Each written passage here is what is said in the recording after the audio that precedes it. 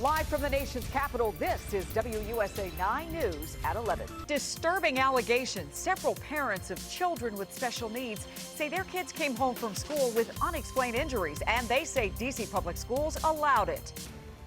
Broken bones, locked in closets, loosened teeth. Those are just some of the situations parents of children with special needs accuse D.C. public schools of allowing. Now, these allegations are being made in a lawsuit filed by 5 parents. The alleged incidents happened during the 2019 school year. And as WUSA 9 investigative reporter Nathan Baca explains, it happened at 3 different schools. A growing number of parents joined a September 2020 lawsuit claiming their special needs children ended up with mysteriously unexplained injuries at D.C. public schools and believe that school employees are to blame for the injuries. Parents say these children, whose identities we are withholding, are developmentally delayed, some unable to talk. Carlette Harris is one of the parents suing. Her 4-year-old son is diagnosed with severe autism and is considered nonverbal.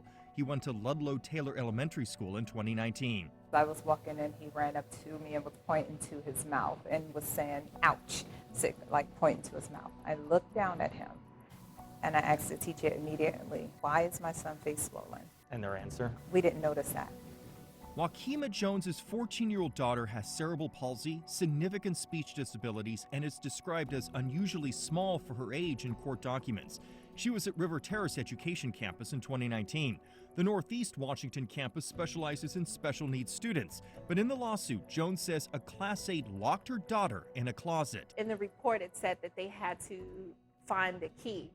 So my daughter was kicking and screaming to be let out because she was locked inside of the closet.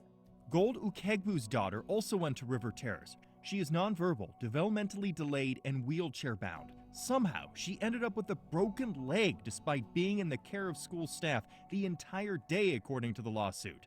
She was in excruciating pain. I've never seen it in my life. When you heard from the hospital that your daughter had a broken femur, the leg bone that's the strongest in the body, how did you feel as her mother? I felt really bad. I felt that the way information wasn't given to me, something was missing.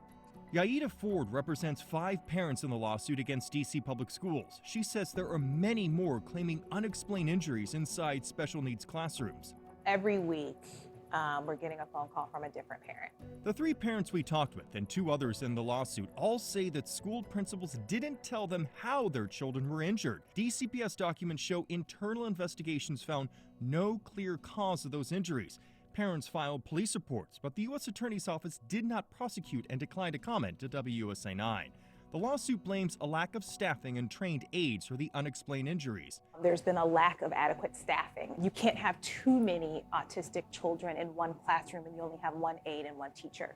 In court documents, DCPS denies all the allegations, but their denials do not get into further detail. In a statement, it said DCPS is committed to providing every student, including those with disabilities, with a high-quality education that improves their academic outcomes and prepares them for lifelong success. I felt like it was more of, it happened, get over it, right? And that wasn't fair to me or not fair to my family. And so we need the proper training for these teachers, for the staff. I became extremely vulnerable because I couldn't protect her. All parents in the lawsuit now send their children outside of the D.C. public school system. Their advice for parents of special needs students who remain: physically examine their children after every school day, keeping track of any unexplained injuries. In Washington, Nathan Baca, WUSA 9. The parents are asking for $25 million in compensatory damages.